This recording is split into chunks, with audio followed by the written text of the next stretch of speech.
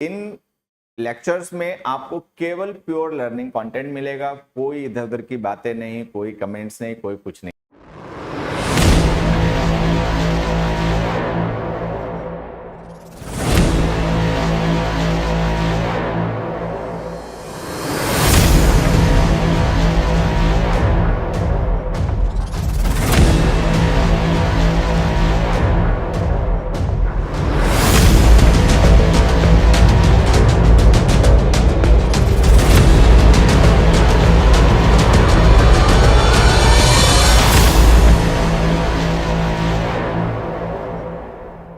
Hello dear learners, अगर आप SSC exam जैसे कि सीजीएल, सीपीओ, सीएचएसएल, एमटीएस की तैयारी कर रहे हैं और इंग्लिश में और अच्छी अपनी तैयारी करना चाहते हैं, बेहतर करना चाहते हैं इंग्लिश में अपने स्कोर को, उसके लिए आपको चिंता है, तो आपकी इस चिंता को दूर करने के लिए, आपकी तैयारी में आपकी मदद करने के लिए हम लेकर आ रहे हैं एसएससी अभिनय मैथ्स यूट्यूब चैनल पर इंग्लिश का एक रिकॉर्डेड बैच, जिसमें आपका ग्रामर, रीडिंग कॉम्प्रिहेंशन और वोकैब इन सबकी तैयारी करवाई जाएगी।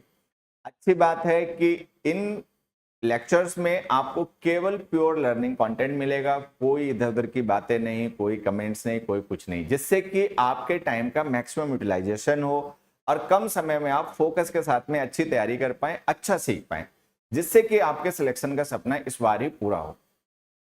तो ये क्लासेस आपको मिलेंगी रोज सुबह 9 बजे। तो हमसे जुड़ना ना भूलें, एसएससी अभिनय मैथ्स यूट्यूब चैनल पर रोज सुबह 9 बजे। अच्छी तैयारी करें, अच्छा सीखें और अपने सपनों को पूरा करें। All the best dear learners. Good morning dear learners, आज एक क्लासेस स्टार्ट करते हैं। कैसे हैं सभी? क्वेश्चंस पढ़ेंगे, आंसर बताने की कोशिश करेंगे और फिर मैं आपको क्वेश्चन को डिटेल में एक्सप्लेन कर दूंगा, जिससे कि उस कॉन्सेप्ट पे बेस्ड अगर और टाइप के क्वेश्चंस बनाए जाएं तो आप उनको समझ के सही करें। चलो, अब देखो, सबसे पहले मैं बता देता हूं कि कुछ बच्चों का ऐसा कहना है कि यहां पर हम लिख दें इवन बेटर देन लिख दें, ठीक है? नहीं, कुछ कह रहे हैं यहां पर कि हम क्या क्या बच्चों ने बताया, हाँ, स्पूनफुल मिल्क लिख दें, सिर्फ ऑफ हटा दें। मैं आपको बता देता हूं, स्पूनफुल जो है ना बच्चे, वो नाउन है। स्पूनफुल जो है वो नेम ऑफ क्वांटिटी है, वो नाउन है। स्पूनफुल है, बैग फुल है, ठीक है? तो इनके साथ हमेशा ऑफ लिखा करो। Spoonfuls of medicine, bagfuls of money, ऐसे लिखा करो एक चीज। अब आते हैं अपने क्वेश्चन को, आज समझते हैं। देखो कैसे देखना था क्वेश्चन को, इसको समझना। देखो,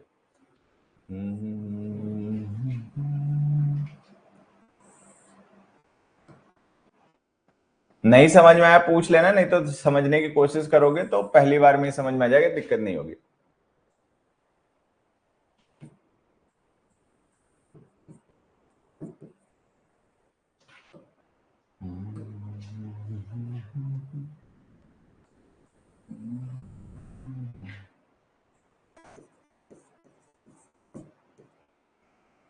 इस सेंटेंस में आप देखोगे ना बच्चे, तो पाओगे कि सेंटेंस के दो पार्ट हैं। हर एक सेंटेंस के दो पार्ट होते हैं, एक सब्जेक्ट होता है, एक प्रेडिकेट होता है।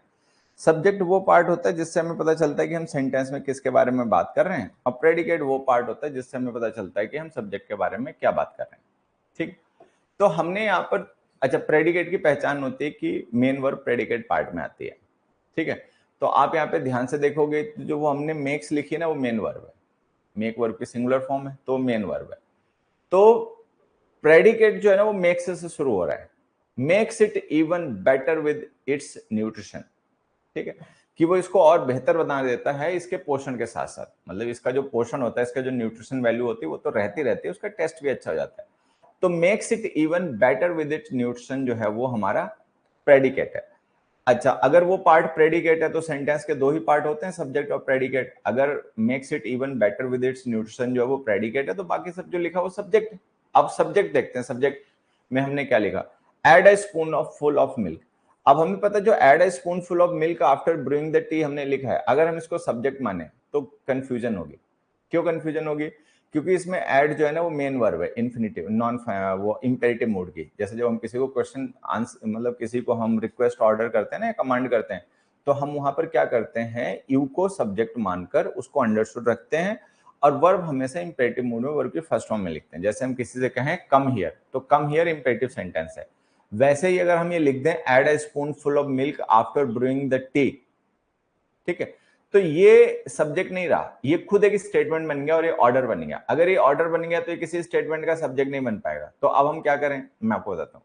इसमें आंसर ये है बच्चों कि ये जो हमने ऐड लिखा है ना, इसको आप हटाओ और इसको लिख दो एडिंग। अभी जो एडिंग है ना, ये हमारा बन गया जेरेंड। जेरेंड वर्ब की एनजी फॉर्म्स होती हैं जो सेंटेंस में नाउन का काम करती हैं,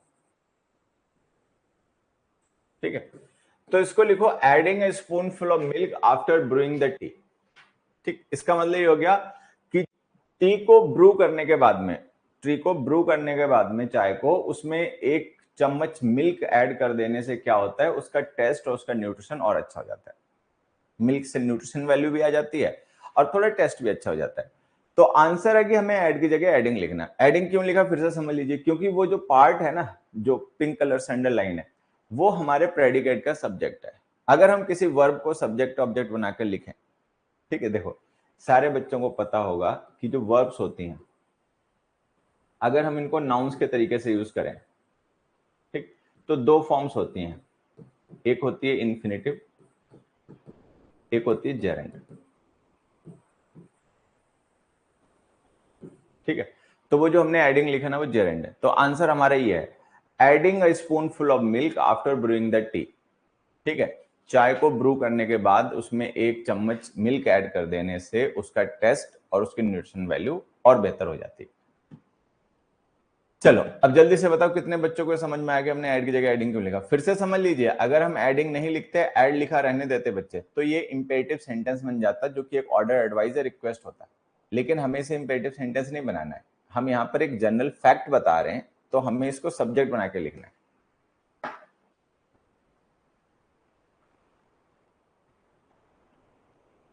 जल्दी से कितने बच्चों को ये बात समझ में आ गई कि हमने ऐड की जगह एडिंग क्यों लिखा?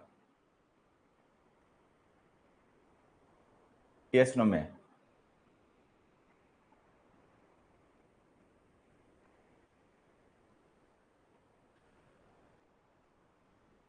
टू ऐड होगा। एक देखो, एक बेवकूफ है, वो कह रहा है टू ऐड होगा। बेटा टू ऐड नहीं होगा। जो इन्फिनिटिव्स होते हैं ना, उनका यूज हम तब करते हैं जब हमें कोई विश, कोई डिजायर, कोई फ्यूचर की प्लानिंग एक्सप्रेस करनी हो। नॉन फाइनाइट वर्ब्स में अगर तुमने कभी पढ़ा होगा, ठीक है, तो यहाँ वहां ये पढ़ा होगा कि जो इन्फिनिटिव्स होते हैं वो फ्यूचर प्लानिंग्स को, डिजायर्स को, इंटेंशंस को एक्सप्रेस करते हैं। ये ना डिजायर है, ना इंटेंशन है, ना कोई प्लानिंग है। ये एक जनरल फैक्ट है। तो यहाँ पे इन्फिनिटिव नहीं जेरेंड यूज होगा, तो एडिंग लिखना, टू ऐड मत लिखना, ठीक है। चल, नहीं इन्फिनिटिव नहीं बना सकते, वो जो मैंने बात बता दी ना उस वजह से। इन्फिनिटिव्स का यूज हम डिजायर्स के लिए, प्लान्स के लिए, डिसीजंस के लिए करते हैं। आई वॉन्ट टू गो, तो ये जो टू गो वो क्या एक्सप्रेस कर रहा है? मेरा डिसीजन, मेरा प्लान, ठीक है। They try to hurt him, ये उनकी इंटेंशन एक्सप्रेस कर रहा है। ये ना इंटेंशन है, ना कोई फ्यूचर प्लान है। ये एक जनरल फैक्ट है कि चाय को ब्रू करने के बाद में उसमें एक चम्मच दूध ऐड कर देने से उसका स्वाद और उसकी न्यूट्रिशन वैल्यू बेहतर हो जाती है। ये फैक्ट है। तो यहाँ पे जेरेंड यूज होगा इन्फिनिटिव। एंड मेक लगा सकते हैं? नहीं, एंड मेक नहीं लगा सकते। एंड मेक लगा दोगे तो इसका मतलब ये हो जाएगा कि जिस पर्सन को हम ये कमांड कर रहे हैं ऐसा करने के लिए कि उसमें एक चम्मच दूध ऐड कर दो, उसी को हम ये कमांड कर रहे हैं और उसको बेहतर बना दो न्यूट्रिशन के साथ में। नहीं, वो बेहतर बनाएगा नहीं। जब आप ऐड करोगे तो दूध ऐड करने से चाय में उसकी न्यूट्रिशन वैल्यू, उसका टेस्ट अपने आप अच्छा होगा। वो आपको नहीं करना, वो अपने आप ही अच्छा हो जाएगा, ठीक है। अगला देखो, दो he could swim little he dare not risk going into the pond without some help। सोच समझ के सारे बच्चे आंसर करें इस क्वेश्चन का।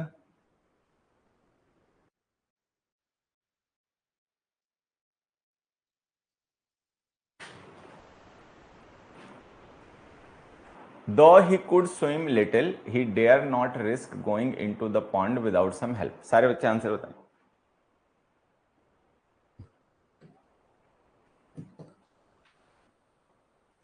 करेक्शन कमेंट क्या करो। मैं बहुत बार बताता हूं, तुम लोग पता नहीं कितने बेवकूफ हो, कैसे अपने को स्टूडेंट कह लेते हो। तुम्हें एक बार में बात समझ में नहीं आती, टीचर की बात मान नहीं सकते हो, सेल्फ कंट्रोल तुम्हारे अंदर है नहीं, ठीक है। अपनी आदतों से, अपनी गलत चीजों से तुम छुटकारा पा नहीं सकते, तुम्हें कितना भी खींचा जाए, समझाया जाए, बताया जाए, कैसे स्टूडेंट हो? सुधरोगे कैसे फिर? अगर डिसिप्लिन नहीं है, ऑबिडियंस नहीं है, ठीक है, तो कैसे फिर सीखोगे? फिर स्टूडेंट का है क्यों? खाली पैसा खराब करने के लिए, टाइम खराब करने के लिए स्टूडेंट बने हो?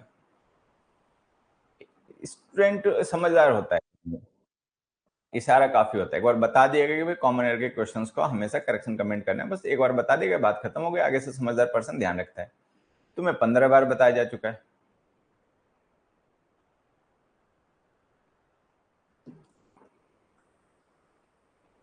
अच्छा, कोई बच्चा बता रहा गोइंग नहीं होगा, गो होगा। देखो देखो मैं बता दा, हाँ, इसीलिए तो मैं कमेंट करवाता हूँ, इसीलिए कमेंट करवाता हूँ बच्चे, जिससे मुझे पता चल पाए आपको कंफ्यूजन क्या क्या हो रहा है। तो जो मुझे सिखाना वो तो मैं सिखाऊंगा ही सिखाऊंगा, बाकी कंफ्यूजन भी क्लियर हो जाए। देखो ये डेयर नॉट जो है ना बच्चे, ध्यान देना, ये डेयर नॉट है मॉडल। नीड और डेयर का नॉट लिख देते हैं, मॉडल से आते हैं, मॉडल है। रिस्क जो है मेन वर्ब है, रिस्क मेन वर्ब है और ट्रांसिटिव है। गोइंग इनटू जो हमने लिखा है, ये इस मेन वर्ब रिस्क का ऑब्जेक्ट है, ठीक है, और ये जेरेंड है। तो गोइंग को गो मत लिखो, वो सही लिखा हुआ है। रिस्क और का ऑब्जेक्ट है गोइंग, और वो सही लिखा हुआ है, मतलब वहां पे कोई गलती नहीं है। अगर मान लो यहाँ पे रिस्क नहीं लिखा होता तो हम गो लिखते, डेयर नॉट गो, लेकिन रिस्क लिखा हुआ है तो मेन वर्ब रिस्क बन गई, गो तो मेन वर्ब है नहीं। तो अगर यहाँ पे रिस्क नहीं लिखा होता है और हम गो को मेन वर्ब मानते तो गोइंग गलत होता है, फिर हमें गो लिखना पड़ता है, डेयर नॉट गो, ठीक है। लेकिन अभी तो ऐसा नहीं है बच्चे, बात समझ में आ रही है ना? तो अभी तो रिस्क मेन वर्ब है, तो अब ये इसमें मतलब गलती नहीं है। फिर गलती कहाँ है मैं आपको बताता हूँ, देखो लिटिल और लिटिल, ठीक है, इन दोनों का बस डिफरेंस बताना है, बाकियों का नहीं, बस इन दोनों का ही। बाकी सबको पता होंगे लिटिल और लिटिल, द लिटिल क्या है सब जानते होंगे, बस मुझे इन दोनों का डिफरेंस बता दो कि लिटिल और अ लिटिल में डिफरेंस क्या होता है।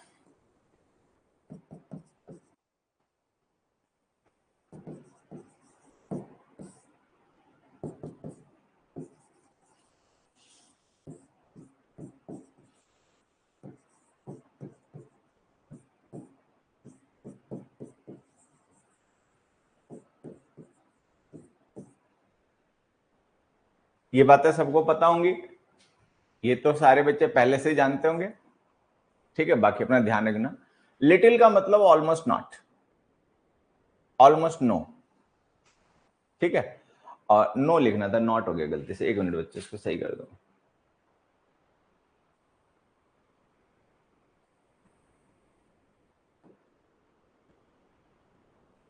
ठीक है, लिटिल का मतलब हो गया ऑलमोस्ट नो, नेगेटिव, ठीक है।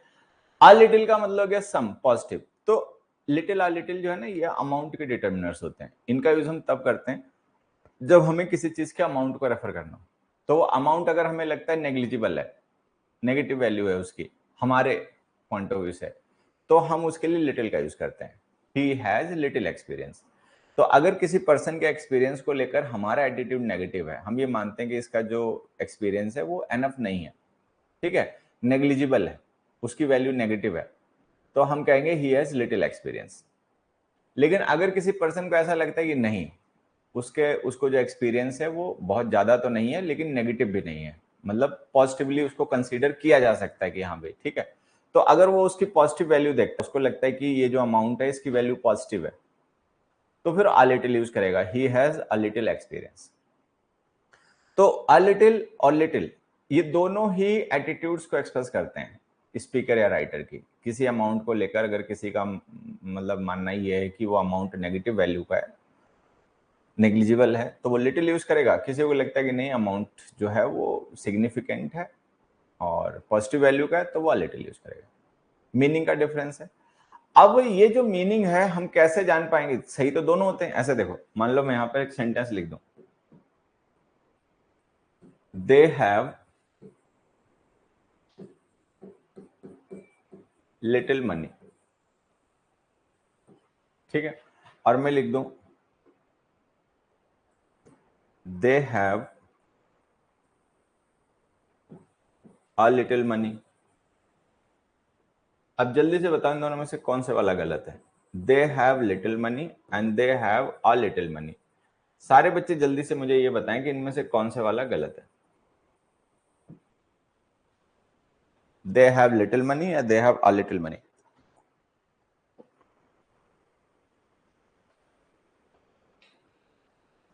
बताओ बच्चों, दे हैव लिटिल मनी ये गलत है या दे हैव अ लिटिल मनी ये गलत है?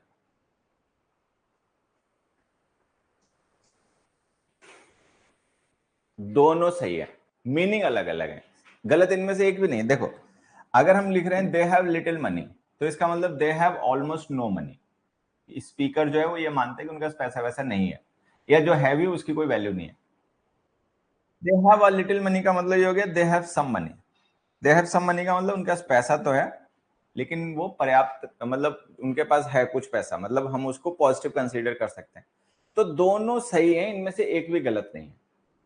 ठीक, चलो अब इन्हीं दोनों सेंटेंस को हम लिखा रहने देते हैं ना, और थोड़े से इनमें कुछ चेंजेस कर लेते हैं। जो थोड़ा सा ना चेंजेस कर लेते हैं। देखिए, they have little money so they में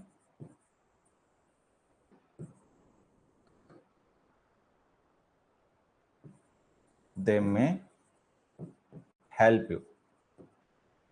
They have a little money, so they cannot help you. अब बताओ कौन सा सही? चलो भाई, अब बताओ कौन सा सही?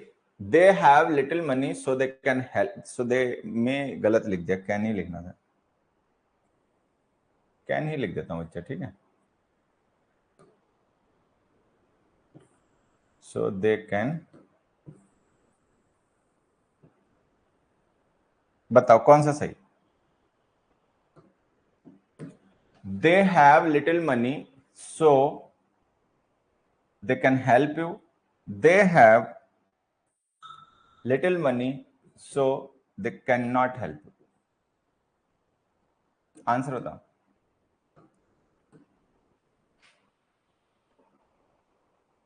अब दोनों गलत हो गए।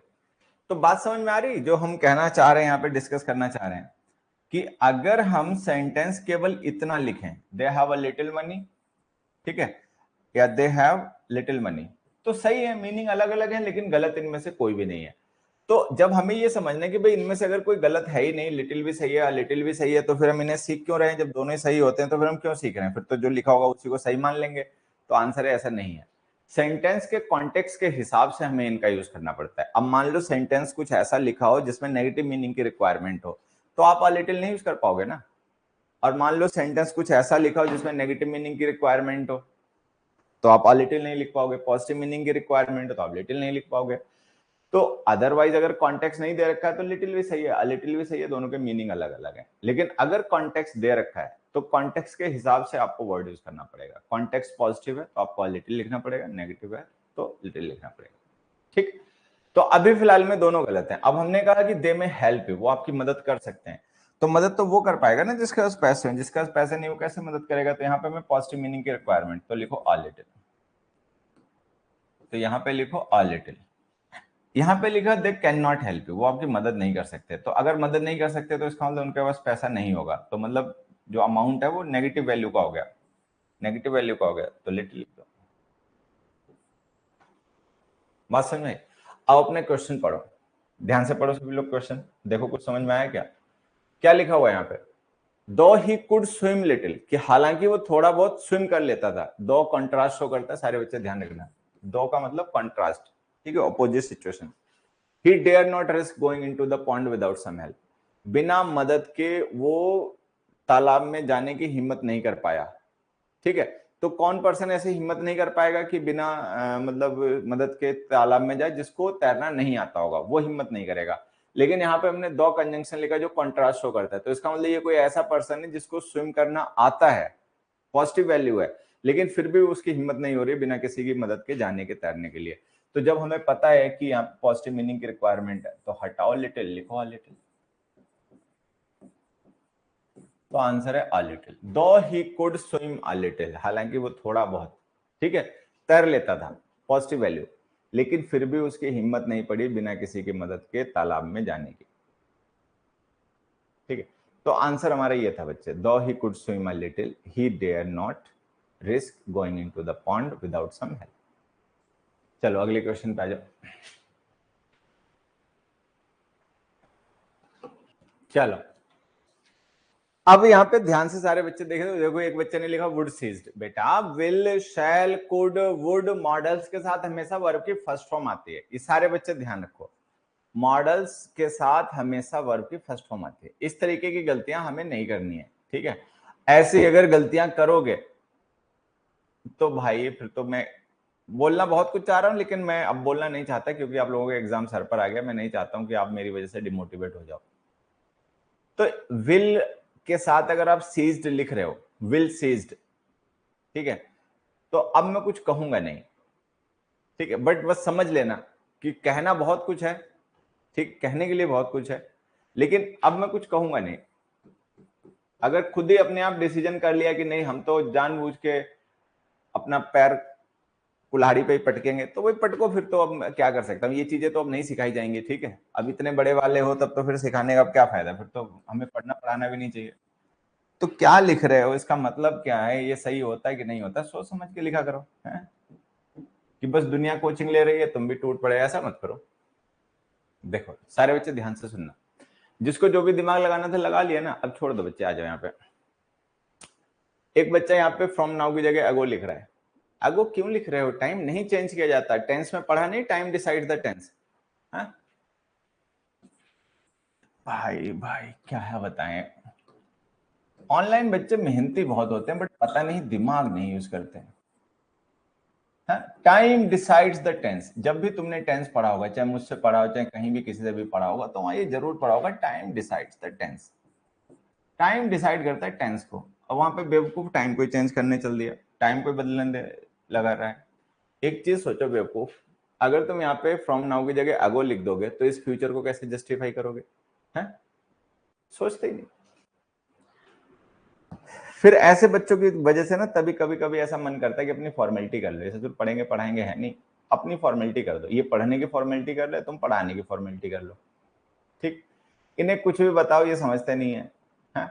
टेंस में खूब पढ़ाया जाता है, चिल्ला चिल्ला के हर एक टीचर पढ़ाता है, मैं तो पढ़ाते ही हूँ, बाकी भी सारे पढ़ाते ही होंगे, ठीक है, कि टाइम डिसाइड द टेंस। तो वो टाइम के साथ टेंस, वो टाइम को चेंज कर दे रहा है। फ्यूचर की बात हो रही है, वो पास्ट की बनाना चाह रहा है उसे, ठीक। विल के साथ में सेकेंड फॉर्म लिख रहा है। अब ऐसी गलतियां तो देखो एक्सेप्टेबल नहीं है। चलो हमने लिखा billions of years from now, कि करोड़ों साल बाद आज से। फ्रॉम नाउ का मतलब आज से करोड़ों साल बाद। The fuel for the energy of the stars will burn out, ठीक है, कि जो स्टार्स की एनर्जी के लिए फ्यूल है, जो फ्यूल है स्टार्स की एनर्जी जो है, आप सबको पता होगा जो स्टार्स हैं, ठीक है, ये हीलियम और हाइड्रोजन, मेनली हीलियम से बने होते हैं और वही जलता रहता है, ठीक है। तो वो फ्यूल है। अब ये फ्यूल हमेशा तो बना नहीं रहेगा, उसकी भी अपनी एक क्वांटिटी है, ठीक है। तो कभी ना कभी बिलियंस ऑफ ईयर्स में, आज से दसों करोड़ों साल के बाद में, ये जो स्टार्स का फ्यूल है जिससे वो जलते हैं, हीलियम जो है, वो बर्न आउट हो जाएगा। बर्न आउट का मतलब सारा जल जाएगा, बचेगा ही नहीं, ठीक है। And thus the twinkling of the stars ceased. और फिर क्या होगा, ये जो तारों का टिमटिमाना हमें नजर आता है, रात को तारे टिमटिमाते हुए नजर आते हैं ना, तो जब वो सारा फ्यूल बर्न आउट हो जाएगा तो ये स्टार्स की जो ट्विंकलिंग है, ये जो टिमटिमाना है स्टार्स का, ये बंद हो जाएगा, ठीक, ये मतलब है। अब देखो है क्या, अगर हम केवल विल बर्न आउट लिख रहे हैं, सारे बच्चे ध्यान देंगे, तो ये फ्यूचर इंडेफिनिट टेंस है। जैसे मान लो मैं लिखूं I shall read a story, I shall read the story, ठीक। तो I shall read the story जो है ना, ये फ्यूचर इंडेफिनिट टेंस है। इसका मतलब ये काम है, इसका मतलब ये है कि ये कोई ऐसा काम है जो अभी नहीं होता है लेकिन फ्यूचर में होगा, ठीक है। आई शैल रीड द स्टोरी का मतलब है कि मैं अभी स्टोरी नहीं पढ़ रहा हूं लेकिन फ्यूचर में पढ़ूंगा। चलो एक चीज, अब मैं यहां पे एक दूसरी सिचुएशन लिखता हूं,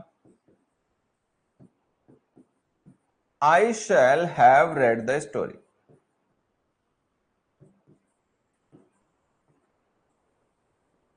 I shall have read the story,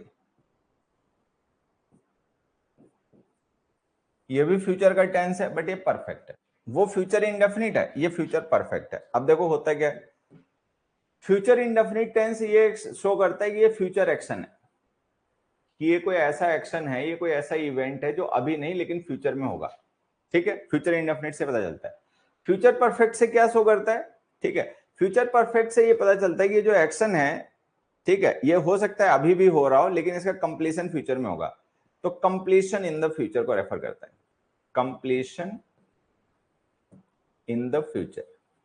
अगर हमें फ्यूचर में किसी पर्टिकुलर टाइम में किसी एक्शन के कंप्लीशन को शो करना हो तो हम फ्यूचर परफेक्ट टेंस लिखते हैं। अगर हमें यह बताना हो कि कोई एक्शन अभी नहीं होता है लेकिन फ्यूचर में होगा तो हम फ्यूचर इंडेफिनिट टेंस लिखते हैं। ये छोटी छोटी बातें सबको पहले से पता होती हैं, सबको पता होती हैं। कोई भी ऐसा बच्चा मुझे नहीं लगता कि तुम में से होगा जिसे ये बात पता ना हो कि फ्यूचर इंडेफिनिट और फ्यूचर परफेक्ट का मतलब क्या होता है। सबको पता होता है, ठीक है। अब यहां देखो, billions of years from now, आज से दसों करोड़ों साल बाद। तो क्या आज से दसों करोड़ों साल बाद में जलना शुरू होगा फ्यूल स्टार्स का? आज नहीं जल रहा, आज भी तो जल रहा है भाई। आज अगर स्टार्स ट्विंकल कर रहे हैं तो आज भी वो जो फ्यूल है उनके अंदर वो जल रहा है, तभी तो वो ट्विंकल कर रहे हैं, ठीक है। लेकिन ये हमेशा जलता रहेगा नहीं, आज से दसों करोड़ों साल बाद ये सब जल चुका होगा, जितना भी फ्यूल है उनका वो जल चुका होगा। मतलब completion of some action in the future को हमें रेफर करना है, हमें किसी एक्शन के फ्यूचर में कंप्लीशन को रेफर करना है कि जो आज जल रहा है ना ये सब जल चुका होगा, ये सब पूरा हो जाएगा, ये काम उस समय बंद हो जाएगा दसों करोड़ों साल बाद, ठीक। तो हमें यहाँ पे फ्यूचर में किसी एक्शन के कंप्लीशन को रेफर करना है। तो अगर कंप्लीशन को रेफर करना है तो आपको लिखना चाहिए future perfect tense. Future perfect tense लिखोगे तो विल बर्न की जगह आएगा विल हैव बर्न्ड। तो इसको आप लिखो will have burnt out. Billions of years from now the fuel for the energy of the stars will have burnt out and thus the twinkling of the stars ceased।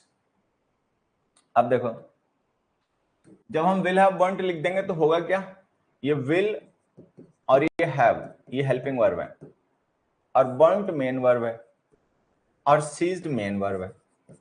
तो जिस तरीके से burnt future perfect tense की verb है वैसे ceased भी future perfect tense की verb है। will और have ये दोनों कॉमन हेल्पिंग वर्ब हो गए। will और have जो है वो burnt की हेल्पिंग वर्ब भी हो गई, ठीक है, और साथ ही साथ सीज्ड की हेल्पिंग वर्ब भी हो गई। तो जो सीज्ड वर्ब है ना वो थर्ड फॉर्म में, वो सेकंड फॉर्म में नहीं है। और उस सीज्ड वर्ब की हेल्पिंग वर्ब भी विल और हैव है, बर्न्ट की भी हेल्पिंग वर्ब विल और हैव है। तो आंसर ये है billions of years from now the fuel for the energy of the stars will have burnt out and thus the twinkling of the stars ceased. कि जो fuel है वो सब जल चुका होगा और जो ट्विंकलिंग ऑफ द स्टार्स है वो रुक चुकी होगी, क्योंकि फ्यूल बर्न हो जाएगा तो फिर ट्विंकलिंग भी अपने आप ही सीज हो जाएगी।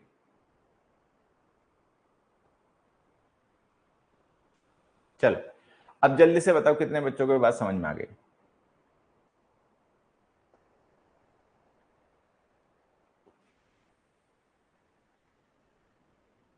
हाँ, दोनों वर्ब, दो मेन वर्ब हैं हमारे पास बच्चे, एक बर्न्ट है और एक सीज्ड है, और दोनों ही मेन वर्ब्स की हेल्पिंग वर्ब्स कॉमन है।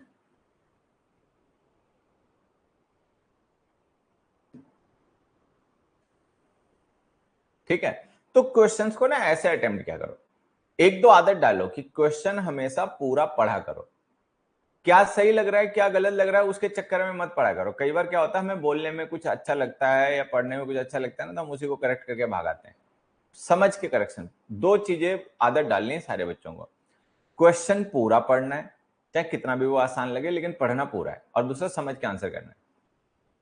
चलो अगला देखो, Turrell was a professional musician unless he was diagnosed with a form of arthritis disease that meant he could no longer use his hands to play instruments. Turrell was a professional musician। अब कोई कह रहा है कि ट्यूरेल्स कोई नाम रहा होगा किसी म्यूजिशियन का, पता ही चल रहा है, ठीक है। ट्यूरेल्स वाज अ प्रोफेशनल म्यूजिशियन, कि ट्यूरेल्स एक प्रोफेशनल म्यूजिशियन थे, unless he was diagnosed with a form of arthritis disease, ठीक है। जब तक कि उनको डायग्नोस नहीं किया गया कि उनको आर्थराइटिस टाइप की कोई बीमारी है, जिसका मतलब यह था he could no longer use his hands to play instruments, कि वो और ज्यादा अपने हाथों का यूज इंस्ट्रूमेंट्स प्ले करने के लिए नहीं कर सकते थे क्योंकि उनको आर्थराइटिस टाइप की कोई बीमारी थी। ठीक, तो आपने पढ़ लिया ये, चलो बढ़िया। होता क्या है कि जब हम सेंटेंस पूरा पढ़ते हैं ना तो फिर हमें धीरे धीरे समझ में आना शुरू होता है कि हमने पढ़ा है, इसका मतलब क्या है। जब वो समझ में आता है तो फिर हमें कॉन्टेक्स्ट क्लियर होना शुरू होता है, फिर कॉन्टेक्स्ट क्लियर होना शुरू होता है तो हम करेक्शन कर लेते हैं। देखो, अनलेस और अनटिल, ये दो कंजंक्शन। सबको अनलेस का मतलब पता है? ऐसा तो कोई नहीं होगा ना जो इस प्रैक्टिस बैच में आ गया जिसको मतलब ही ना पता हो, है? सारे पढ़े हुए होंगे, सबने कहीं ना कहीं से पहले कोर्स कंप्लीट कर रखा होगा। तो अनलेस का मतलब इफ नॉट, अनटिल का मतलब टिल नॉट। अनलेस और अनटिल का मतलब ये हो गया, इफ नॉट और टिल नॉट। अब देखो, अनलेस का यूज हम करते हैं तब जब हमें किसी काम के होने किए जाने की कंडीशन को रेफर करना, कि किस कंडीशन में कोई काम होगा या नहीं होगा। अनटिल का यूज हम करते हैं टाइम के लिए, जब हमें ये बताना हो कि कोई काम किस टाइम पर होगा या नहीं होगा। तो अनटिल बेसिकली टाइम का कंजंक्शन है, अनलेस जो है वो कंडीशन का कंजंक्शन है। ये सबको ही पता है। अब इसके बाद की बात देखो, हमने लिखा they will wait here dash he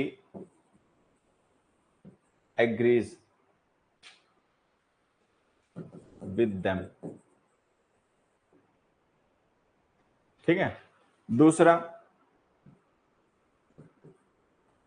they will wait here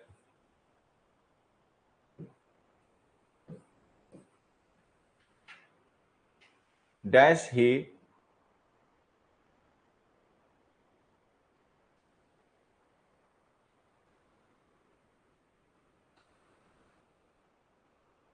dash he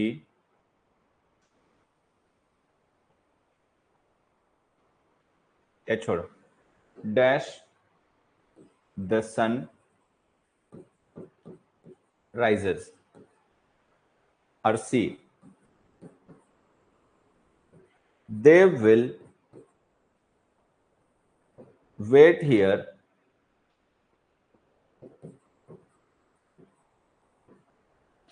dash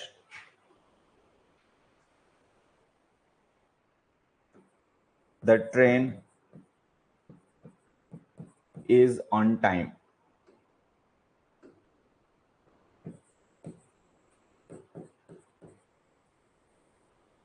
ठीक है, चलो अभी मैंने 3 क्वेश्चंस लिखे हैं। ठीक है, इनमें आपको अनलेस और अनटिल यूज करने हैं। चलो सारे लोग 1 मिनट का टाइम दे रहा हूं, तीनों सेंटेंस पढ़ो, समझो और अनलेस और अनटिल का यूज करके इन ब्लैंक्स को फिल करो। तीनों क्वेश्चंस को पढ़ो, पढ़कर कुछ समझ में आए दिमाग में, ठीक है, तो अनलेस और अनटिल का यूज भी करो। अब देखो, तीसरा वाला जो है, they will wait here dash the train is on time. Train का टाइम पे नहीं होना एक कंडीशन है। भाई मान लो हम स्टेशन पर आ गए, ठीक, और स्टेशन पर आ गए, अब हमें पता चला कि हमारी ट्रेन तो 2 घंटे लेट है। हम पहुंच गए टाइम से, लेकिन पता चला ट्रेन टाइम से नहीं है, 2 घंटे लेट है। तो अब हम क्या करेंगे अगर ट्रेन टाइम से ना आए? ट्रेन टाइम से आ गई तब तो हम सीधा ट्रेन में बैठेंगे, अपना जहां आना जाना होगा वहां आएंगे जाएंगे। लेकिन अगर ऐसी कंडीशन हो कि ट्रेन टाइम से ना हो, तब हम क्या करेंगे? तो ये कंडीशन हो गई, the train, if the train is not on time. अगर ट्रेन टाइम से नहीं होगी तो फिर हम वही इंतजार करेंगे। कहां जाएंगे? फिर वही इंतजार करेंगे। तो ये हो गई कंडीशन। तो यहां पे हमने लिख दिया unless. They will wait here unless the train is on time. तो इसका मतलब हो गया they will wait here if the train is not on time. अगर ट्रेन टाइम से नहीं आएगी तो फिर हम कहीं जाएंगे नहीं, हम वही इंतजार करेंगे। ये कंडीशन हो गई कि उस कंडीशन में हम इंतजार करेंगे। दूसरा देखो, until, they will wait here, कि वो यहां इंतजार करेंगे, ठीक है, डैश द सन राइजेस। देखो, ट्रेन का लेट होना, टाइम से आना कंडीशन हो सकती है। कई बार ट्रेन टाइम से आ भी जाती है, कई बार नहीं भी आती, ठीक है। तो वो कंडीशन है कि अगर टाइम से नहीं आई तो हम वेट कर लेंगे। लेकिन सन का राइज करना कंडीशन नहीं है। ऐसा तो होता नहीं कि कभी सन राइज हो कभी ना हो, सन तो राइज होगा ही होगा। तो ये हम कंडीशन नहीं मान सकते, इसे हम टाइम मानेंगे, तो हमने लिख दिया until. They will wait here until the sun rises, कि वो यहाँ इंतजार करेंगे जब तक सन राइज ना हो जाए तब तक। टाइम हो गया। इसमें हम दोनों में से कुछ भी लिख सकते हैं। दे विल वेट हियर, वो यहीं इंतजार करेंगे until he agrees with them, जब तक वो उनके साथ सहमत नहीं हो जाएगा, मतलब वो जाएंगे नहीं, वो वहीं इंतजार करेंगे जब तक कि वो उनके साथ एग्री ना हो जाए। टाइम हो गया। They will wait here unless he agrees with them, अगर वो एग्री नहीं हुआ उनसे तो वहीं इंतजार करते रहेंगे। मतलब कंडीशन है कि भाई एग्री हो जाएगा तो हम चले जाएंगे, नहीं एग्री हुआ तो हम जाएंगे नहीं, हम वहीं रुके रहेंगे। ठीक है, तो कुल मिला के कुछ सिचुएशंस ऐसी होती हैं जिनमें हम अनलेस एंटिल में से किसी का भी यूज कर सकते हैं। ठीक, अब अनलेस एंटिल में से हम यूज किसी का भी कर सकते हैं, लेकिन मीनिंग फिर भी अलग अलग ही होते हैं। अब जैसे हम अनलेस एंटिल में से इसमें कुछ भी लिख सकते हैं, तो कुछ भी लिखने का मतलब ये नहीं कि बात एक ही है, मीनिंग बदल जाएंगे। अनलेस लिखोगे तो मीनिंग अलग होगा, अंटिल लिखोगे तो मीनिंग अलग होगा। ठीक, बात समझ में आई? इसमें केवल अंटिल आएगा, इसमें केवल अनलेस आएगा। ये क्लियर हो गया सबको? चलो चलो, अगर ये समझ में आ गए तो अब अपने क्वेश्चन पे आओ। टूरेल्स वॉज अ प्रोफेशनल म्यूजिशियन। टूरेल्स जो थे वो एक प्रोफेशनल म्यूजिशियन थे। ठीक है, मतलब प्रोफेशनली म्यूजिक प्ले किया करते थे। लेकिन वो म्यूजिशियन कब तक रहे? जब तक ये पता नहीं चल गया कि उनको आर्थराइटिस है। और जब ये पता चल गया कि उनको आर्थराइटिस है, फिर उनको मतलब इंस्ट्रूमेंट प्ले करना उनको लिए पॉसिबल नहीं रहा, उन्होंने बंद करना पड़ा। तो मतलब फिर उसके बाद में वो म्यूजिशियन नहीं रहे। ट्यूरेल्स तो रहे होंगे, लेकिन वो जो प्रोफेशनल म्यूजिशियन थे फिर वो म्यूजिशियन नहीं रहे। तो इसका मतलब हमें यहाँ पे टाइम को रेफर करना है, ना कि कंडीशन को। अगर टाइम को रेफर करना है, कंडीशन को नहीं रेफर करना है, तो अनलेस गलत लिखा हुआ अंटिल लिख दो। तो लिखो Tourells was a professional musician until he was diagnosed with a form of arthritis disease. ठीक है, ये हमारा आंसर अनलेस और अंटिल के डिफरेंस पे बेस्ड क्वेश्चन था। लेकिन होता क्या, अब देखो ज्यादातर बच्चों को पता होता है कि हाँ भाई अनलेस और अंटिल पे डिफरेंस पे बेस्ड क्वेश्चंस आते हैं, पता ही होता है। बहुत से बच्चों को पता होता है फिल इन द ब्लैंक्स है, क्लोज टेस्ट है, ग्रामर सेक्शन है, उसमें बहुत बार ऐसा होता है कि अनलेस और अंटिल कंजंक्शन के डिफरेंस पे बेस्ड क्वेश्चंस आते हैं। ठीक है,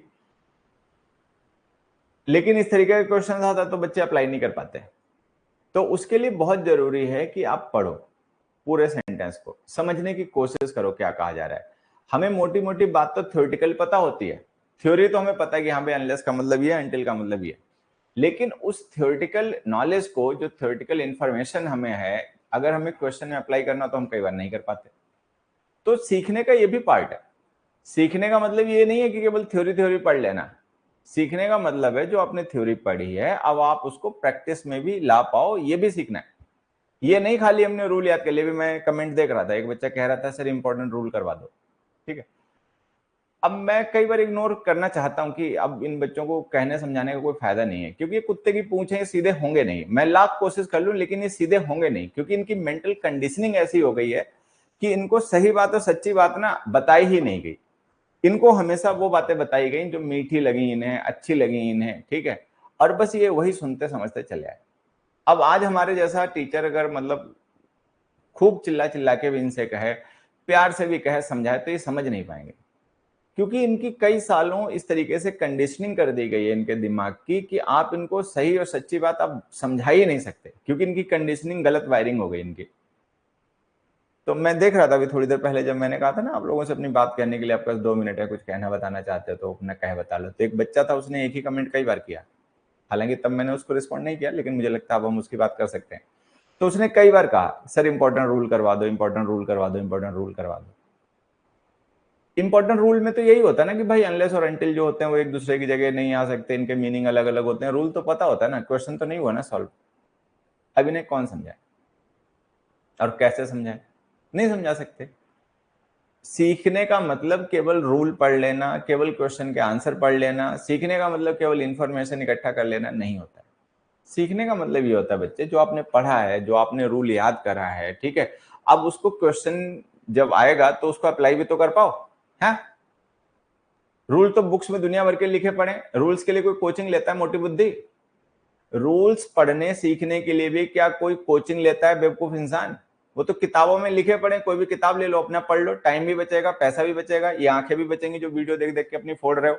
है, तो रूल्स ही अगर पढ़ने, अब सॉरी लिख रहा है तो अगर रूल्स ही पढ़ने तो रूल्स तो किताबों में लिखे होते हैं बच्चे।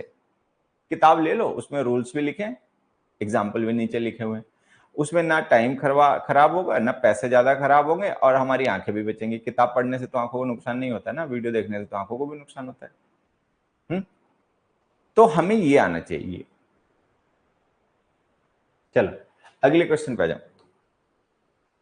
It has been observe that people invent new machines when they think independent. इस क्वेश्चन का आंसर किसी भी बच्चे से गलत नहीं होना चाहिए, बस ये सोच लो। इसका आंसर किसी भी गलत नहीं होना चाहिए।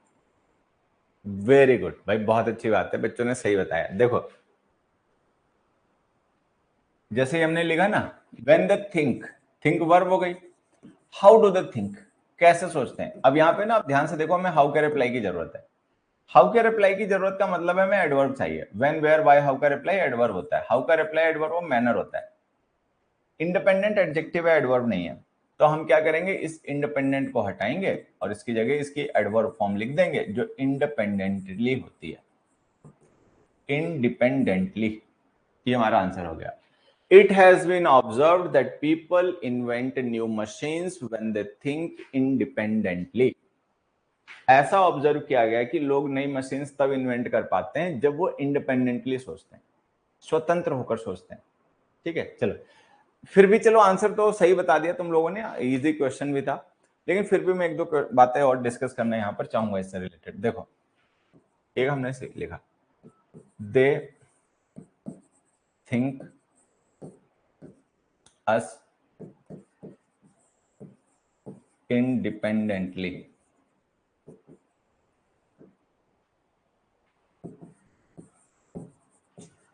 We are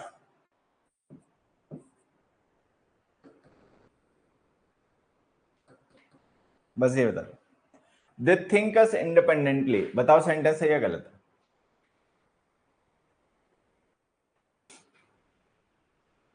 अब ये गलत हो गया। अब देखो इसमें पता है क्या बच्चे, ये जो थिंक हमने लिखी है वर्ब, अस इसका ऑब्जेक्ट है। ठीक है, दे थिंक अस, वो हमें मानते हैं। थिंक का मतलब है मानना। यहाँ पे वो हमें मानते हैं, क्या मानते हैं ये हमें बताना। तो ये ऑब्जेक्ट है, और अब जो हम लिखेंगे ना वो ऑब्जेक्ट कॉम्प्लीमेंट होगा। अच्छा, कॉम्प्लीमेंट चाहे ऑब्जेक्ट का हो सब्जेक्ट का हो, वो एडवर्ब नहीं होता, वो या तो नाउन या प्रोनाउन या एडजेक्टिव होता है। तो यहाँ पे चूंकि हमें ऑब्जेक्ट कॉम्प्लीमेंट चाहिए जो कि नाउन प्रोनाउन या एडजेक्टिव होते हैं, ठीक है, लेकिन ये इंडिपेंडेंटली तो एडजेक्टिव है नहीं, तो हम इसे एडजेक्टिव बना देंगे। तो हम लिखेंगे इंडिपेंडेंट। ठीक, तो दे थिंकर्स, वो हमें मानते हैं, क्या मानते हैं, इंडिपेंडेंट। वो हमें इंडिपेंडेंट मानते हैं, मतलब वो ये मानते हैं कि हम इंडिपेंडेंट है, तो इसका मतलब हम होंगे नहीं, ऐसा कुछ होगा। तो ये ध्यान देना, ये जो दोनों जगह हमने थिंक वर्ब लिखे ना बच्चे, ये मेंटल एक्शन की वर्ब है, ये मेंटल एक्शन है। ठीक है, ये मेंटल स्टेट है। तो ये जो हल्की हल्की बारीकियां होती हैं ये हमें देखनी आनी चाहिए। रूल से आप ये कभी नहीं सीख पाओगे, जिंदगी भर रूल पढ़ लो, जिंदगी भर पढ़ते रहो रूल। ठीक है, अगर सेंटेंस नहीं समझ में आएगा, अगर जो क्वेश्चन जिसको आप आंसर करने जा रहे हो, अगर आप ये ना समझ पाओ ये क्वेश्चन क्या है, इस क्वेश्चन में क्या लिखा है, इसका मतलब क्या है, तो आपने चाहे एक रूल पढ़ा चाहे 10,000 रूल पढ़े हो, कोई फर्क नहीं पड़ता, आप गड़बड़ करोगे। ठीक है, लेकिन अगर आप रूल पढ़ने के साथ साथ में चीजों को समझ भी लेते हो, क्या कहा जा रहा है, दोनों सेंटेंसेस का मतलब क्या है, दोनों में डिफरेंस क्या है, अगर आप उस डिफरेंस को, if you can read between the lines, in a nutshell I would say that if you can read between the lines, अगर आप जो हिडन मीनिंग है उसको आप समझ सकते हो, इतनी समझ आप में आ गई है जो कि रूल से कभी नहीं आएगी। रूल्स पढ़ के तो वो समझ कभी आएगी नहीं। रूल्स की लॉजिक, रूल्स लॉजिक को खत्म कर देते हैं। अकल थोड़ी बहुत अगर किसी में है भी, तो वो रूल पढ़ेगा ना तो उसकी वो अकल भी खत्म हो जाएगी जो है। तो रूल्स की तो बच्चे कहानी ये है कि अगर किसी में थोड़ी बहुत अकल है और समझ है भी, और वो रूल से इंग्लिश पढ़ने लग जाए, तो वो जो उसकी अकल और समझ थोड़ी बहुत थी वो भी खत्म हो जाएगी, मतलब जीरो हो जाएगा, उसका जीरो कांटा हो जाएगा। हमें बात समझ में आनी चाहिए क्या कहा जा रहा है। अगर आप बात नहीं समझ पा रहे हो तो फिर कोई फायदा नहीं, आप एक क्या रूल पढ़ो, 1000 रूल पढ़ लो, सारे इंपॉर्टेंट रूल्स पढ़ लो, क्या फर्क पड़ता है। रूल्स आर फॉर फूल्स, सीधी सी बात है, बेवकूफों के लिए रूल्स होते हैं। ठीक, तो देखो मैं एक बार बता देता हूं अपनी तरफ से भी, जो बच्चे ना समझ पाए वो समझ लेंगे। पहले वाले सेंटेंस में हमने थिंक को लिखा कि वो एक मेंटल एक्शन है। थिंक का मतलब है सोचना, विचार करना, किसी चीज के बारे में मेंटली कैलकुलेशंस करना। तो वो एक मेंटल एक्टिविटी है, एक मेंटल एक्शन है। I am thinking about my new business, मैं अपने नए बिजनेस के बारे में सोच रहा हूँ। सोच रहा हूँ का मतलब कोई दिमाग में क्रियाकलाप चल रहे हैं, ठीक। लेकिन दे थिंक अस इंडिपेंडेंटली कोई मेंटल एक्शन नहीं है, ठीक है। वो हमें इंडिपेंडेंट मानते हैं, ये एक बिलीफ है, ये उनका ऐसा मानना है, ये एक्शन नहीं है, ये उनके माइंड की स्टेट है कि वो हमें ये मानते हैं कि हम इंडिपेंडेंट है।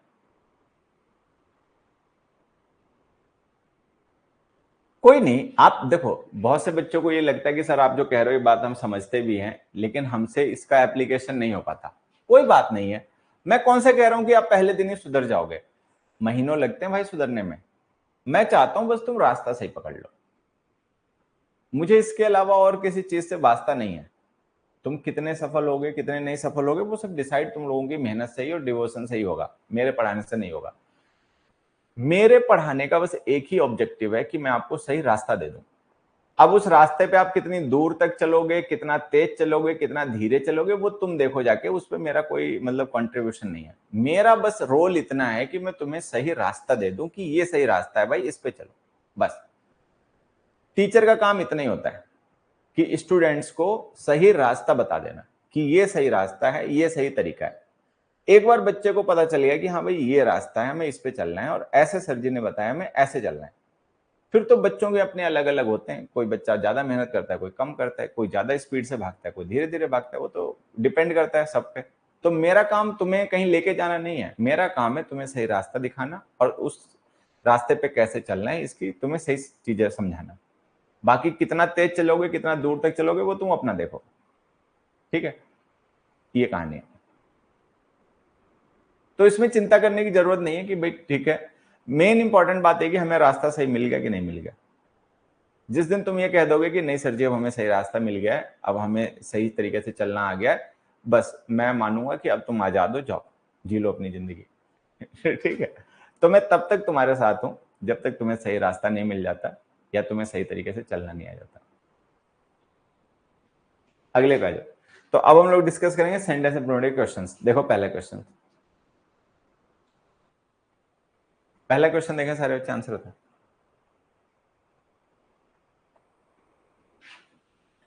For every citizen, it is mandatory to help the civic administration for keep of the city clean. अब हमने कहा हर एक सिटीजन के लिए मैंडेटरी है, अनिवार्य है। क्या अनिवार्य है?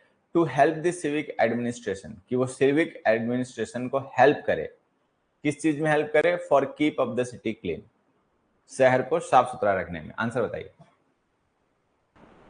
चलो सबसे पहले ये जान लेते हैं कि जो लिखा है वो गलत क्यों है। सेंटेंस इंप्रूवमेंट के क्वेश्चंस होते हैं ना बच्चे, उनमें सबसे पहले यही पता किया करो कि जो लिखा है वो गलत क्यों है, ठीक है। कई बार नो इंप्रूवमेंट के तो आंसर्स आते हैं। तो ये जो फॉर है ना, ये प्रेपोजिशन है। कीप को अगर हम इसके बाद लिखेंगे तो कीप वर्ब है।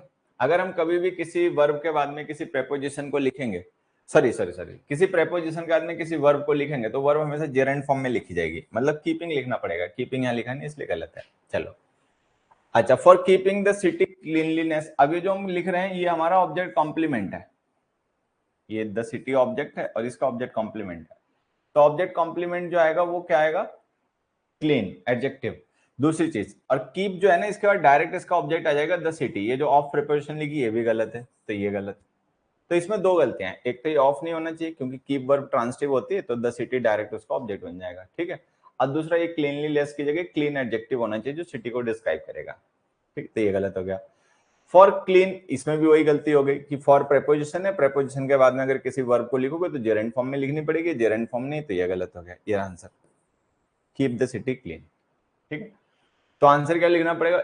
It for every citizen it is mandatory to help the civic administration keep the city clean, कि हर एक सिटीजन की ये जिम्मेदारी है कि वो सिविक एडमिनिस्ट्रेशन जो होता है उसको हेल्प करे शहर को साफ रखने में।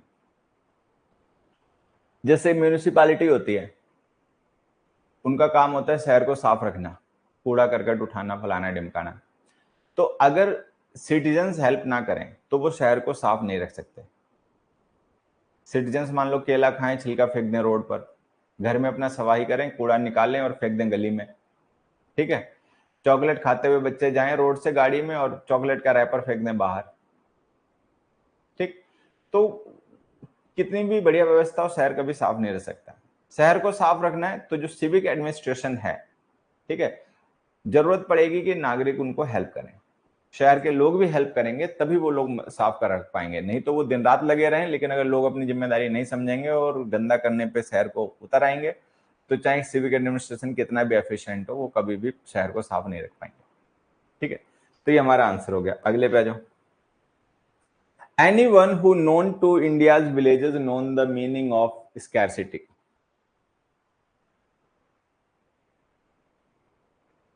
कीप बेयर इन्फिनिटिव है बच्चे, कीप मेन वर्ब नहीं है, कीप बेयर इन्फिनिटिव है जो हेल्प के बाद यूज होता है। देखो देखो देखो, कुछ बच्चे हैं उनको ये लग रहा है कि यहाँ पे ये आना चाहिए, देखो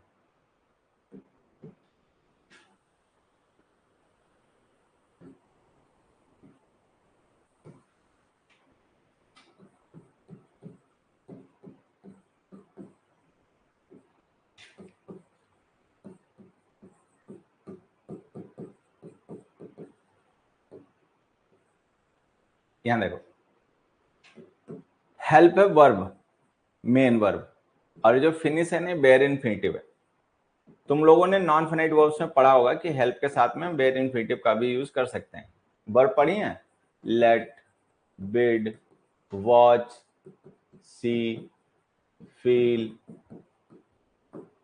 हियर, मेक, हेल्प, नोटिस, पढ़ी होंगी ना कभी ना कभी, याद ही नहीं रहता, बेवकूफों को भूल जाते हैं।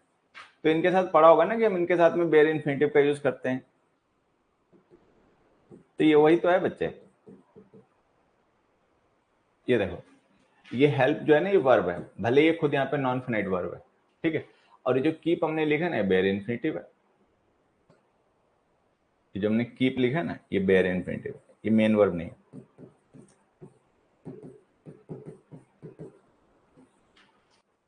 ठीक है।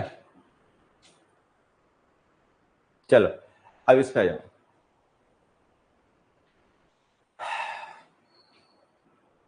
देखो एनीवन हु नोन टू, अब ये हु जो है ना ये सब्जेक्ट है, सारे बच्चों को बात पता होगी कि जो हु है ये हमारा सब्जेक्ट है, ठीक है। तो नोन जो है वो वर्ब की थर्ड फॉर्म है, बिना हेल्पिंग वर्ब के आ नहीं सकती, क्योंकि अगर ये हु सब्जेक्ट है तो ये इसकी वर्ब है। मेन वर्ब जो होगी वो थर्ड फॉर्म में बिना हेल्पिंग वर्ब के कभी नहीं आती, अगर नहीं आती तो ये ऑप्शन गलत, ठीक है। ये भी नहीं आएगी। तो ये जो वर्ब की थर्ड फॉर्म है नोन और ये जो आईएनजी फॉर्म है नोइंग, ये थर्ड फॉर्म और आईएनजी फॉर्म बिना हेल्पिंग वर्ब के कभी नहीं यूज होते हैं, तो ये दोनों ऑप्शन गलत हो गए, ए और डी। अब हम या तो इज नोन लिखें या हम नोज लिखें, तो इसे हमें समझना है। Anyone who is known to India's villages knows the meaning of scarcity. Anyone knows India, अब देखो ये गलत हो जाएगा, इसमें क्या हो जाएगा कि अगर हम केवल नोज लिख देंगे, ठीक है, तो anyone who knows India's villages knows the scarcity. तो अब इन दोनों में टोटल डिफरेंस क्या है, जैसे हमने लिखा राम नोज श्याम, ठीक है, और Ram is known to Shyam, ठीक है। तो ये जो नोज है और इज नोन टू है, बस हमें इनका डिफरेंस समझना है, यही डिफरेंस है यहाँ पर। जब हमें वो डिफरेंस समझ में आ जाएगा तो हम जान लेंगे इनमें से कौन सा आंसर है, ठीक। तो हमें ये समझना है कि अगर हम लिख रहे हैं राम नोज श्याम और हम लिख रहे हैं Ram is known to Shyam, तो दोनों का मतलब क्या है। राम नोज श्याम का मतलब राम श्याम को जानता है, इसका मतलब ये होगा कि राम जो है वो श्याम को जानता है। Ram is known to Shyam का मतलब होता है श्याम जो है वो राम को जानता है, कि राम का परिचय श्याम से, मतलब श्याम जानता है कि राम कौन है। राम नोज श्याम का मतलब है कि राम श्याम को जानता है, कोई जरूरी नहीं है श्याम भी राम को जानता होगा, बट राम जानता है श्याम को। Ram is known to Shyam का मतलब जो श्याम है राम उससे परिचित है, मतलब श्याम राम को जानता है। बात समझ आ गई। अब यहां देखो हमने लिखा anyone who known to India's villages knows the meaning of scarcity. Meaning of scarcity कौन जानता है, जिसको इंडिया के गांव जानते हैं या जो इंडिया के गांव को जानता है। स्कैरसिटी क्या होती है, अभाव क्या होता है, कमी क्या होती है, ये किसे पता होगा? जो भारतीय गांवों को जानता है या भारतीय गांव जिसे जानते हैं? जो भारतीय गांव को जानता है, जो कभी गांव में रहा है, जिसने गांव में कभी समय बिताया है, वो जानता है कि स्कैरसिटी क्या होती है। ठीक है, होली दिवाली पे क्या होता है, जूते नए मिलेंगे तो कपड़े नए नहीं मिलेंगे, कपड़े नए मिलेंगे तो जूते नए नहीं मिलेंगे, ऐसा होता है ना भाई। या तो होली पे कपड़े ले लो तो जूते दिवाली पे मिलेंगे, या होली पे जूते चप्पल नए ले लो तो कपड़े दिवाली पे मिलेंगे, होता है। ठीक है, गांव देहात के बहुत से बच्चे होते हैं, ठीक है, जो तैयारी करना चाहते हैं, कोचिंग वोचिंग लेते हैं, चाहे 11वीं में पढ़ते हैं 12वीं में पढ़ते हैं, तो कई बार स्कूल की फीस टाइम से नहीं भर पाते, लेट हो जाती, कभी बाढ़ आ गई, कभी तूफान आ गया, कभी ये हो गया। ठीक है, और जो मतलब कई बार ऐसा होता है कि कोचिंग वगैरह पढ़ते हैं तो वहाँ पे 2-2 3-3 महीने की फीस हो जाती है, टीचर कई बार कहते हैं, ठीक है, तो बेचारे जमा कर पाते हैं। स्कैरसिटी क्या है, लोगों के पास बीमारी है लेकिन उनके पास पैसे नहीं है इलाज करवाने के, अस्पतालों में लाइन में लगते हैं। तो जो गांव में रहा है, जो गांव में पला बड़ा है, उसको पता है कि स्कैरसिटी क्या होती है, कमी क्या होती है। ठीक है, कैसे कम साधनों संसाधनों के साथ में जिया जा सकता है, ये उसे पता है। शहर में रहने वाला आदमी जनरली मतलब नहीं समझ पाता है कि गांव वाले लोगों की अवस्था क्या होती है, स्कैरसिटी क्या होती है। चलो, तो कुल मिला के बात ये है कि हमारा आंसर जो इसमें है वो है anyone who knows India's villages. कोई भी ऐसा पर्सन जो भारतीय गांवों को जानता है, जो गांवों में रहा है, जिसने गांव में समय बिताया है, वो ये भी जानता है कि स्कैरसिटी क्या होती है।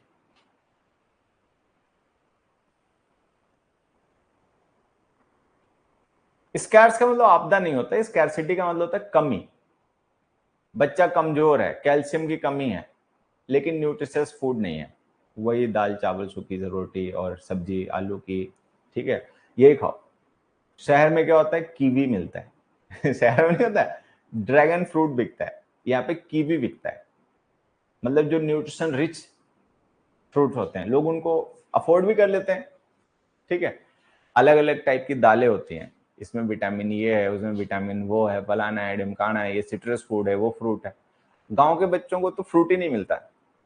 जो अपना अवेलेबल है गांव, जिस तरीके के पेड़ पौधे होते हैं बस वही मिल जाते हैं, जो नहीं अवेलेबल वो तो उनको मिलता भी नहीं बेचारों को।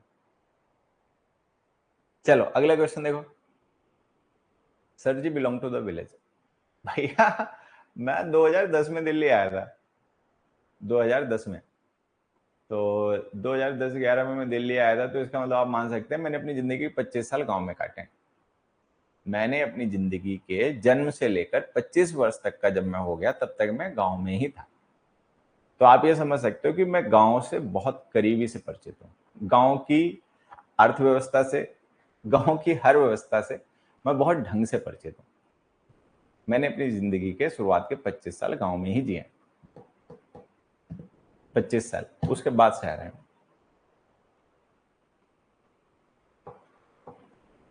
अगला देखो, today we are most concern about the survival of our civilisation in the face of the nuclear war threat.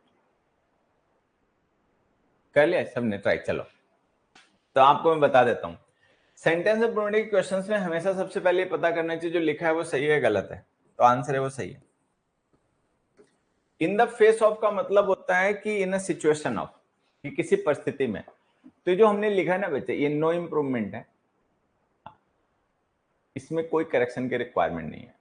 In the face of something का मतलब होता है कि in that condition, in the face of something का मतलब in the condition of the nuclear war threat, कि जो nuclear war threat है, जो परमाणु युद्ध का मतलब खतरा है, अब इस खतरे के मतलब परिस्थिति में, इस कंडीशन में हम सबसे ज्यादा जो चिंतित हैं वो चिंतित हैं अपनी सिविलाइजेशन के सर्वाइवल के बारे में।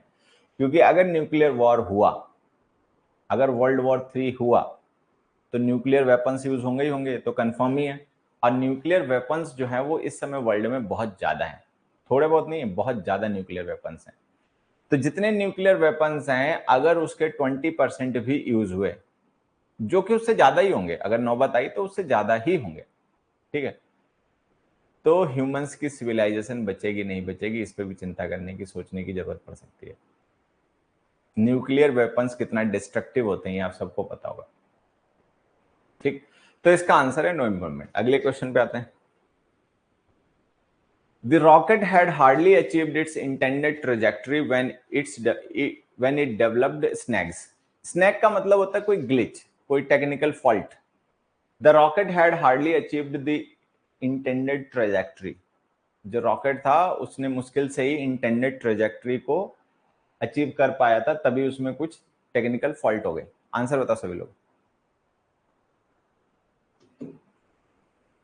जल्दी से सारे बच्चे आंसर बताएं इसका। गो मैकेनिक।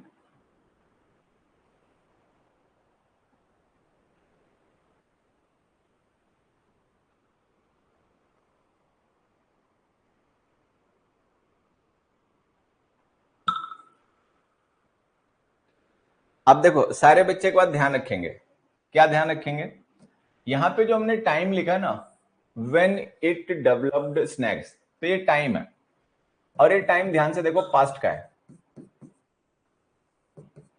लिखा ना डेवलप्ड पास्ट टेंस। तो अगर यहाँ पे टाइम क्लॉज पास्ट की है, जो कि है ही, तो फिर हम ये जो हैज यूज कर रहे हैं ना, प्रेजेंट टेंस की हेल्पिंग हो रही है, हम यूज नहीं कर पाएंगे, क्योंकि अगर हमारी टाइम क्लॉज पास्ट की है तो मेन क्लॉज में पास्ट टेंस यूज करना पड़ेगा, तो ये हैज तो हम लिख नहीं पाएंगे, तो ये ऑप्शन गलत हो गया। अच्छा, हार्डली एडवर्ब है, अगर हम इसे शुरू में लिखेंगे तो इसका तो इन्वर्टेड फॉर्म लिखनी पड़ेगी, तो जो हेड हेल्पिंग वर्ब है वो रॉकेट से पहले लिखनी पड़ेगी, लेकिन वो रॉकेट से पहले नहीं लिखी, तो ये गलत हो गया। बात समझ में आ रही है? इसमें अगर हैड लिखा होता तो ये सही हो जाता, लेकिन हैड लिखा नहीं, हैज लिखा, तो ये गलत हो गया। इसमें अगर हैड लिखा होता रॉकेट से पहले तो सही हो जाता, वो बाद में लिखा तो गलत हो गया। अब हम क्या लिखें, द रॉकेट हार्डली हैड या द रॉकेट हैड हार्डली, इनमें से हमें एक को डिसाइड करना है कि हम क्या लिखें। चलो देखो, he had hardly finished the work, ठीक है, और ही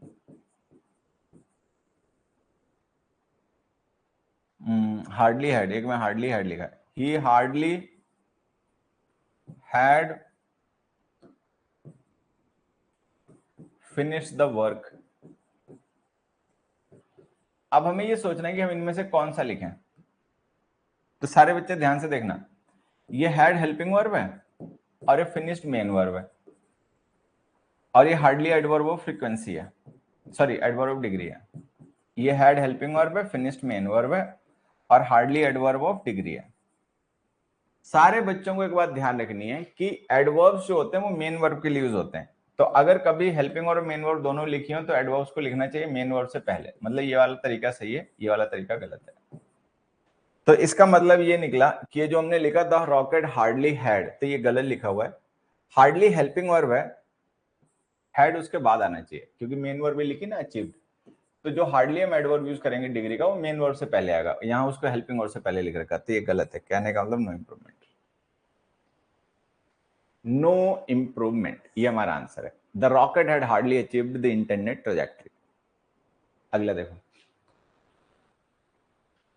the supervisor was furious to learn that no one was knowing where the files were kept. अब हम कह रहे हैं कि सुपरवाइजर भड़का हुआ था, क्यों भड़का हुआ था, टू नो दैट, जब उसे ये पता चला, टू लर्न दैट, ये जानकर, that no one was knowing where the files were kept, कि किसी को ये पता ही नहीं कि फाइल्स रखी कहाँ है, इस बात पे सुपरवाइजर बहुत भड़का हुआ था। आंसर बताना है, तो देखो यहाँ पे ध्यान से देखना, वॉज नोइंग आप लिख नहीं सकते क्योंकि नो स्टेटिव वर्ब होती है, नो वर्ब ऑफ स्टेट होती है, वर्ब ऑफ स्टेट होने की वजह से इसका कॉन्टिन्यूअस टेंस नहीं बन सकता, तो ये गलत, ये गलत, दो ऑप्शन गलत है, ठीक। अच्छा, वॉज फ्यूरियस यहाँ पे लिखा हुआ, ध्यान से देखो, ये पास्ट टेंस है, तो अगर मेन क्लॉज पास्ट टेंस में तो आगे जो आप लिखोगे वो भी टेंस पास्ट होगा, तो आप हैज नॉन लिख नहीं सकते। मेन क्लॉज पास्ट में तो उसकी सबऑर्डिनेटिंग कोऑर्डिनेटिंग क्लॉज भी पास्ट हो जाती है, तो आप हैज नॉन लिख नहीं पाओगे, तेरा आंसर। तो आंसर हो गया न्यू, ठीक है। The supervisor sorry, the supervisor was furious to learn that no one knew where the files were kept, ठीक। तो वॉज नोइंग हम लिखने, दो और वॉज नोइंग लिखा, ए और डी ऑप्शन तो सेम है, चलो कोई नहीं। तो ये हम लिख नहीं सकते ए और डी, क्योंकि no verb as a main verb continuous tense में आ नहीं सकती, ठीक है। हैज नोन लिख नहीं सकते क्योंकि मेन क्लॉज पास्ट में जो हम बात कर रहे हैं वो पास्ट की है, तो हमारे पास एक ही ऑप्शन बचता है, न्यू, वही हमारा आंसर है, ठीक है। चलो तो फिल इन द ब्लैंक्स अब अगली क्लास में करेंगे, ठीक है। तो आज के लिए बस इतना ही, बाकी अब सब डिस्कस करेंगे अगली क्लास में, ठीक है।